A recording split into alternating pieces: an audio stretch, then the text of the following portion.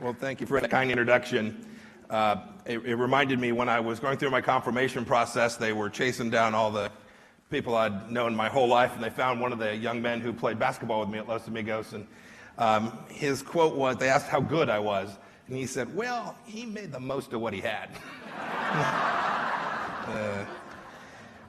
Thanks for the kind introduction, and thanks for hosting me here at the Ronald Reagan Presidential Foundation Library. It's a very special place and an honor for me to be here. I want to thank my friend Tom for joining me here tonight. He and I have been on multiple missions together, and I'm confident we will continue to do so in the days and weeks and years ahead. And it's great to see Governor Wilson here. Voted for you a couple times, a long time ago. And I know we have many members of the Iranian American community with us this evening. This is just a fraction of the 250,000 Iranian Americans in Southern California alone. We have many Iranian American guests from all across the United States here as well. Thank you. I look forward to hearing from you this evening, learning more about the situation in Iran as you see it, and understanding what your loved one and friends are going through living in that place. And I recognize the Iranian diaspora is diverse. There are many faith backgrounds, many walks of life, and that's a good thing, and not all Iranian Americans see things the same way. But I think everyone can agree that the regime in Iran has been a nightmare for the Iranian people. And it is important that your unity on that point is not diminished by differences elsewhere.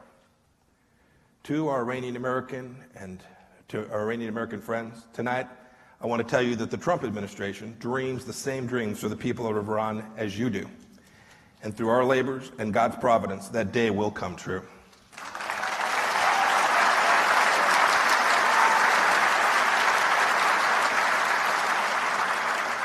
Next year will mark the 40th anniversary of the Islamic Revolution in Iran. As I'll spell out more in a moment, the 40 years of fruit from the revolution has been bitter. 40 years of kleptocracy, 40 years of the people's wealth squandered on supporting terrorism, 40 years of ordinary Iranians thrown in jail for peaceful expression of their rights. Why has the regime conducted itself in such an abhorrent way over the past 40 years and subjected its people to these conditions? It's an important question. The answer is at root in the revolutionary nature of the regime itself. The ideologues who forcibly came to power in 1979 and remain in power today are driven by a desire to conform all of Iranian society to the tenets of the Islamic Revolution. The regime is also committed to spreading the revolution to other countries, if by force, if necessary. The total fulfillment of the revolution at home and abroad is the regime's ultimate goal. It drives their behavior. Thus, the regime has spent 4 decades mobilizing all elements of the Iranian economy, foreign policy, and political life in service of that objective. To the regime, prosperity, security, and freedom for the Iranian people are acceptable casualties in the march to fulfill the revolution. Economically, we see how the regime's decision to prioritize an ideological agenda over the welfare of the Iranian people has put Iran into long-term economic tailspin. During the time of the nuclear deal, Iran increased oil revenues could have gone to improving the lives of the Iranian people. Instead, they went to terrorists, dictators, and proxy militias. Today, thanks to regime subsidies, the average Hezbollah combatant makes 2 to 3 times what an Iranian firefighter makes on the streets of Iran. Regime mismanagement has led to the rial plummeting in value. A third of Iranian youth are unemployed, and a third of Iranians now live below the poverty line. The bitter irony of the economic situation in Iran is that the regime uses this same time to line its own pockets while its people cry out for jobs and reform and for opportunity. The Iranian economy is going great, but only if you're a politically connected member of the elite. 2 years ago, Iranians rightfully erupted in anger when leaked pay stubs showed massive amounts of money inexplicably flowing into the bank accounts of senior government officials. And there are many more examples of the widespread corruption. Take Sadiq Laranjani, the head of Iran's judiciary. He's worth at least $300 million. He got this money from embezzling public funds into his own bank account. The Trump administration sanctioned Larijani in January for human rights abuses because we weren't afraid to tackle the regime at its highest level.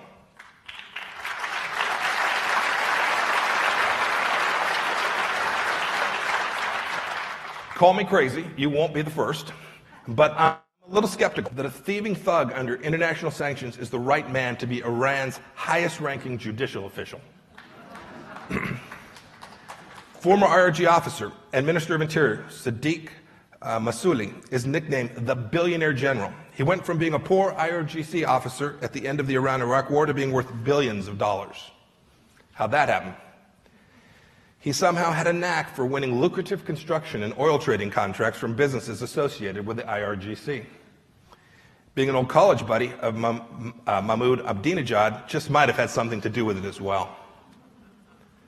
The Ayatollahs are in on the act too. Judging by their vast wealth, they seem more concerned with riches than religion. These hypocritical holy men have devised all kinds of crooked schemes to become some of the wealthiest men on earth while their people suffer. Grand Ayatollah Makaram Shirazi is known as the Sultan of Sugar for his illicit trading of sugar, which has generated over $100 million for him. He's pressured the Iranian government to lower subsidies to domestic sugar producers while he floods the market with his own, more expensive imported sugar. This type of activity puts ordinary Iranians out of work. Another Ayatollah, one of Tehran's Friday paraleaders for the past 30 years, had the government transfer several lucrative mines to his foundation. He too is now worth millions of dollars.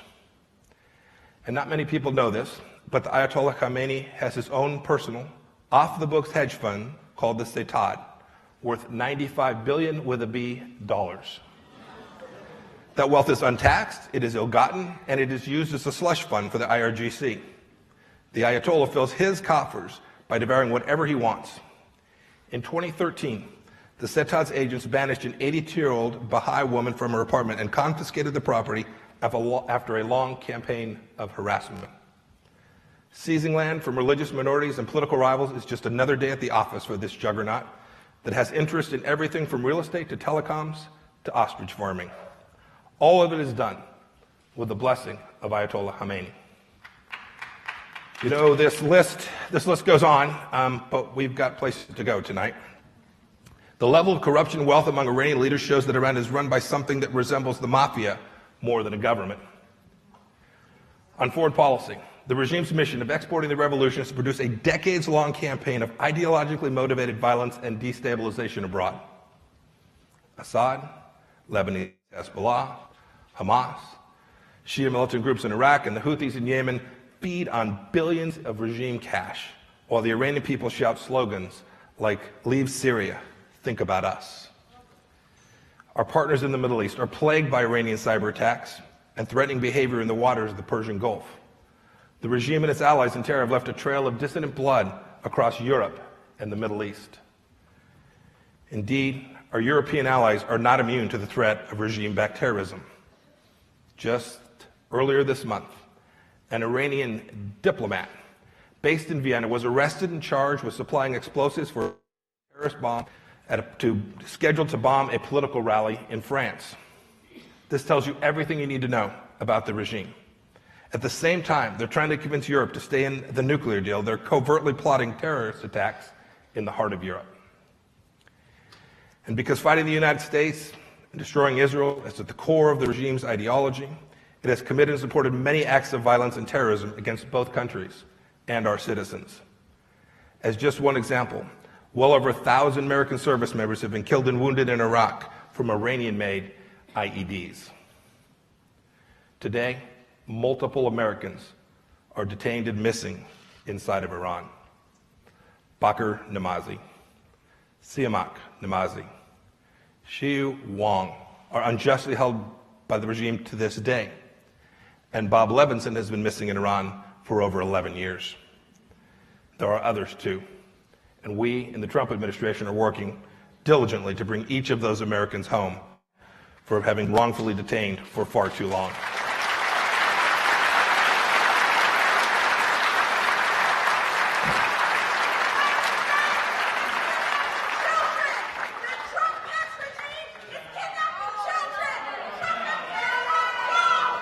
despite the regime's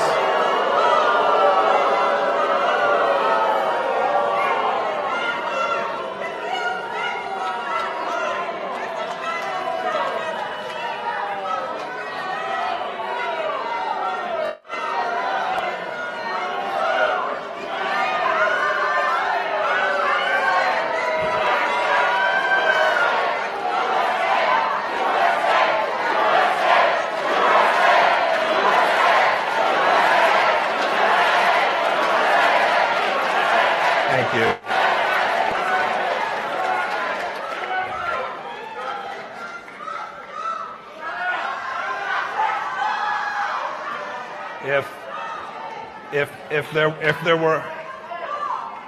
If there were only so much freedom of expression in Iran,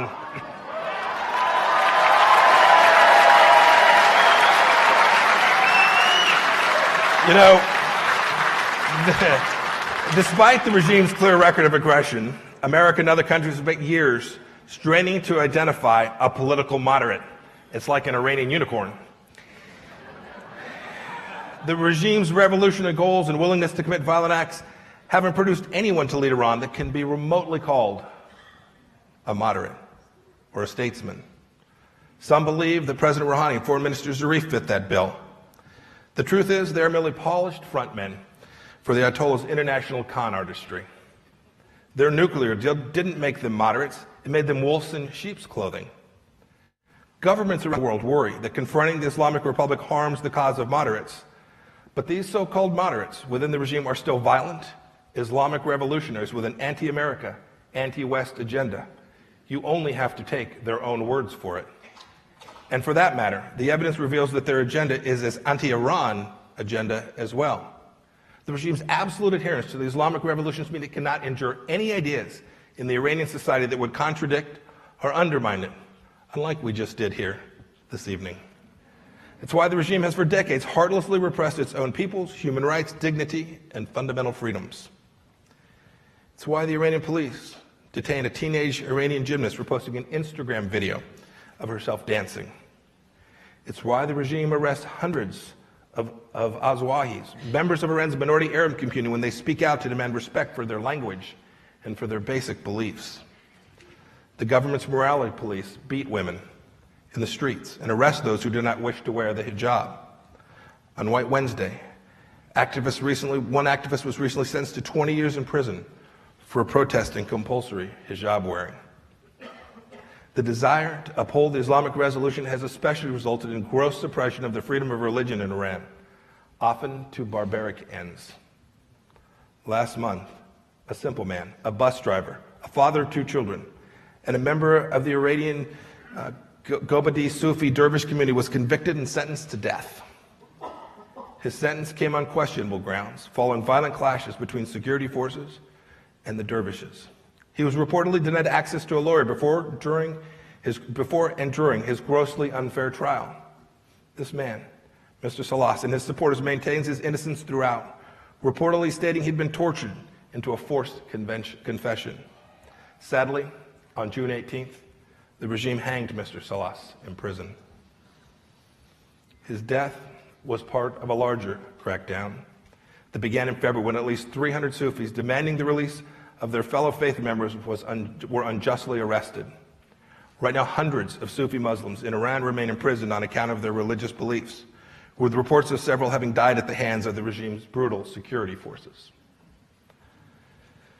Among those in prison is the 91-year-old leader, Dr. Nur Ali Tabanda, who has been under house arrest for at least the last part of 4 months, the greatest part of 4 months. He's in need of immediate medical care. The religious intolerance of the regime in Iran does not only extend to Sufi Muslims. The same goes for Christians and Jews and Sunnis and Baha'is and Zoroastrians and members of many other groups inside of Iran who live with the fear that their next prayer may be indeed their last. What grieves us so badly about the treatment of religious minorities in Iran is that their presence far predates the regime. They are a historic part of the rich fabric of an ancient and vibrant Iranian civilization. That fabric has been torn by intolerant, black-robed enforcers. When other faiths are suppressed, the image of Iran becomes a self-portrait of the Ayatollahs and of the IRGC. In response to myriad government failures, corruption, and disrespect of rights, since December, Iranians have been taking to the streets in the most enduring and forceful protest since 1979. Some shout the slogan, "The people are paupers while the mullahs live like gods." Others choose to shut down the Grand Bazaar in Tehran. The specific grievances do differ, but all those voicing dissatisfaction share one thing. They have been ill-treated by a revolutionary regime. Iranians want to be governed with dignity, accountability, and respect.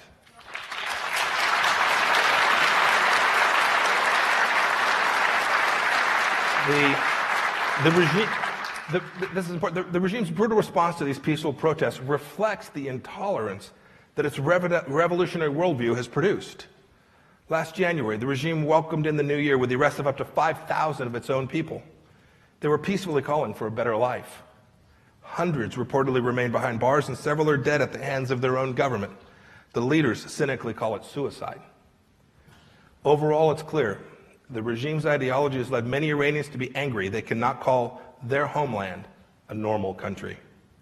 They know that a constitution that enshrines the export of Islamic revolution and the destruction of its neighbors and the restriction of citizenship is not normal. Ordinary Iranians know that their government's torture of its own people is not normal. Earning multiple rounds of sanction by the UN Security Council is not normal. Inciting chants of death to America and death to Israel is not normal. Being the #1 state sponsor of terror is similarly abnormal. Sometimes it seems the world has become desensitized to the regime's authoritarianism at home and its campaigns of violence abroad. But the proud Iranian people are not staying silent about their government's many abuses. And the United States, under President Trump, will not stay silent either.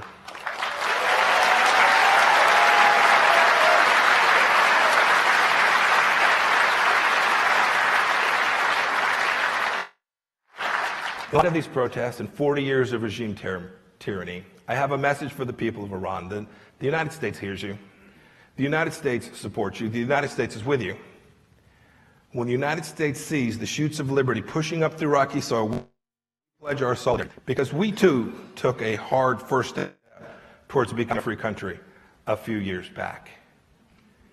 Right now, the United States is undertaking a diplomatic and financial pressure campaign to cut off the funds that the regime uses to enrich itself and support death and destruction.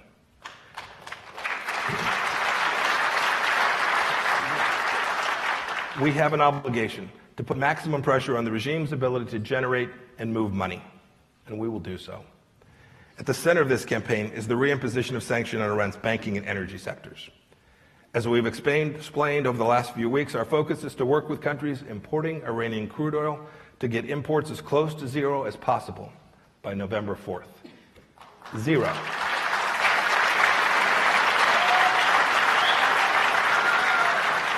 Recently, as part of this campaign, we designated the Bahraini Shia militia terrorist organization Saraya al-Ashtar, and with the UAE, we have jointly disrupted a currency exchange network that was transferring millions of dollars to the IRGC.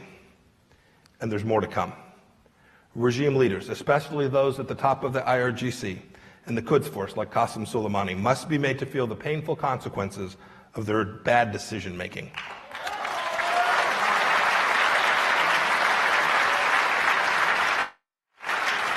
We are asking every nation who is sick and tired of the Islamic Republic's destructive behavior to join our pressure campaign. This especially goes for our allies in the Middle East and Europe, people who have themselves been terrorized by the violent regime's activity for decades. And you should know that the United States is not afraid to spread our message on the airwaves and online inside of Iran either. For 40 years, the Iranian people have heard from their leaders that America is the great Satan. We do not believe they're interested in hearing the fake news any longer. Today, 1 in 4 Iranians, 14 million people, watches or listens to U.S. government broadcasts each week. And it's more important than ever now to refute the regime's lies and repeat our deep desire for friendship with the Iranian people. Right now, Our U.S. Broadcasting Board of Governors is taking new steps to help Iranians get around internet censorship as well.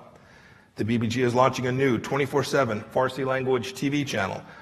It will span not only television, but radio, digital, and social media format, so that the ordinary Iranians inside of Iran and around the globe can know that America stands with them.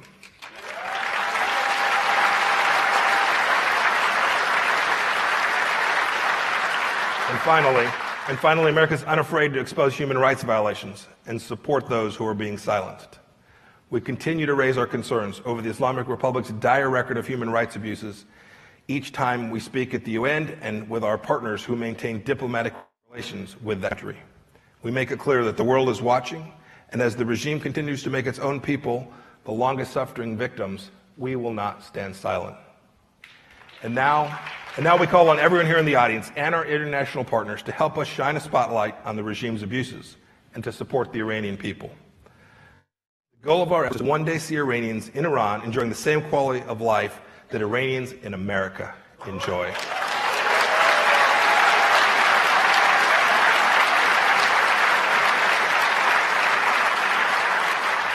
Iranians in America enjoy all the freedoms secured by their government, not trampled by it. They're free to pursue economic opportunities they believe are best for them and their families, and they can be proud of their country and practice their faith in the way they desire. There are a few individuals with us I want to highlight tonight who embody what we hope for the Iranian people. Goli Amiri came to the United States as a freshman at Stanford and has founded successful companies and has served at the State Department and at the UN.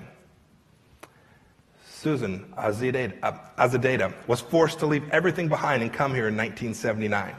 Today, she is the leader of the Iranian American Jewish Federation.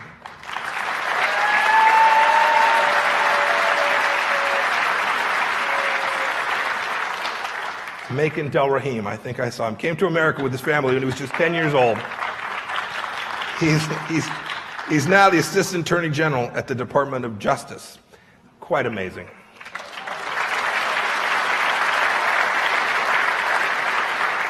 We hope that the successes of Goli and Susan and Macon and the many other Iranian Americans among the diaspora in the United States remind all Iranians of what is possible under a government that respects its people and governs with accountability. Iranians should not have to flee their homeland to find a better life.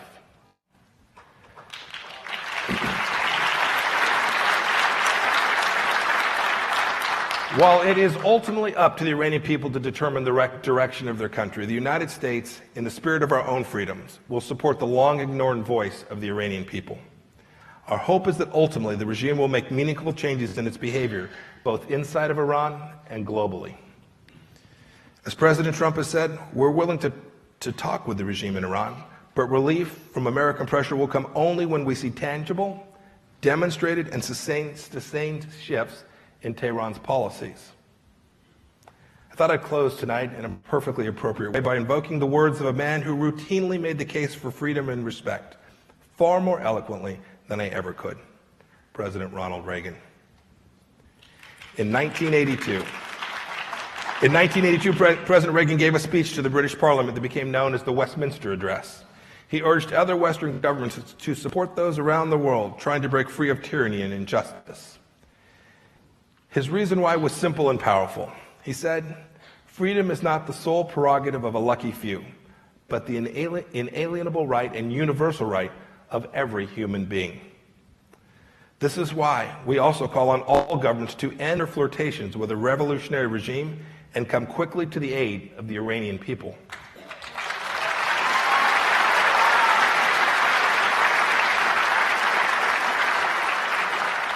On that same day, in those same remarks, President Reagan said, "Let us ask ourselves, what kind of people do you think we are? And let us answer, free people, worthy of freedom, and determined not only to remain so, but to help others gain their freedom as well."